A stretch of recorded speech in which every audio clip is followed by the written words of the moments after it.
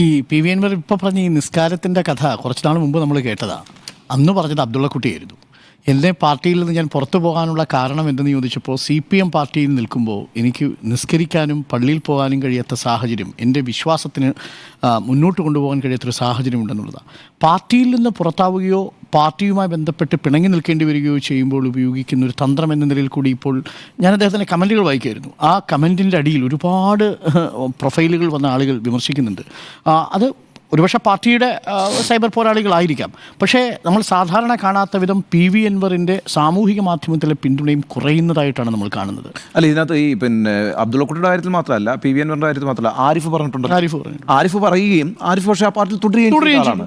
അപ്പോൾ ആരിഫ് ഞാൻ 5 നേരം പള്ളിയിൽ പോകുന്ന ആളാണ് എന്ന് പറഞ്ഞുകൊണ്ട് തന്നെ ആരിഫ് CPM-നകത്ത് തുടരുന്നുണ്ട്. ഞാൻ ഇവിടുത്തെ കാണുന്നൊരു പ്രശ്നം, ഇതൊരു ക്രമസമാധാന പ്രശ്നമാകാതിരിക്കാൻ പരമാവധി ശ്രദ്ധിക്കുക CPM തന്നെയായിരിക്കും.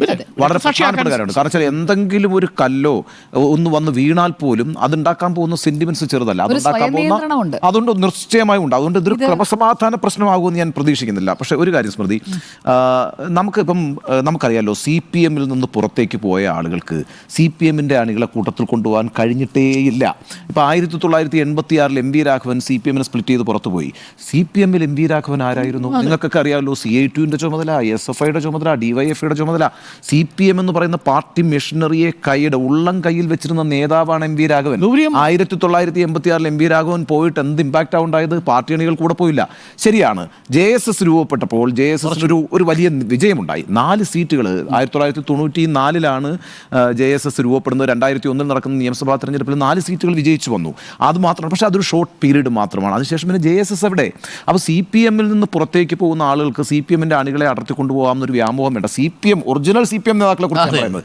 അപ്പോൾ പിന്നെ PV അൻവർ അങ്ങനെ ആലോചിക്കുന്നേ ഉണ്ടാവും ഞാനും വിചാരിക്കുന്നത്. കാരണം കുറച്ച് പേരെയൊക്കെ കിട്ടിയാൽ അതൊരു ഭാഗ്യമായിട്ട് PV അൻവർ കണക്കൂട്ടാൻ സാധ്യതയുള്ളൂ. കാരണം നേരത്തെ പറഞ്ഞതുപോലെ CPM ഒരു നിലപാടെടുത്ത് അത് താഴത്തേക്ക് കമ്മ്യൂണിക്കേറ്റ് ചെയ്ത് കഴിഞ്ഞാൽ പിന്നെ ആളുകൾ അവിടെ നിന്ന് ചലിക്കും.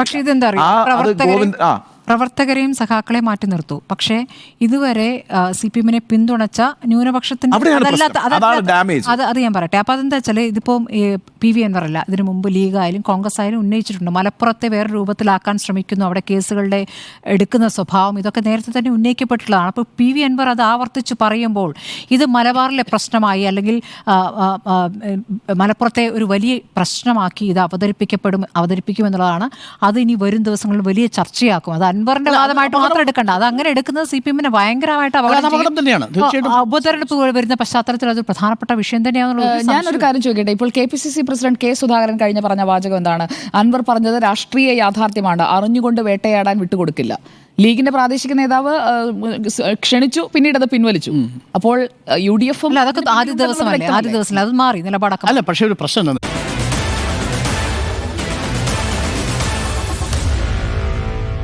Meet the editors.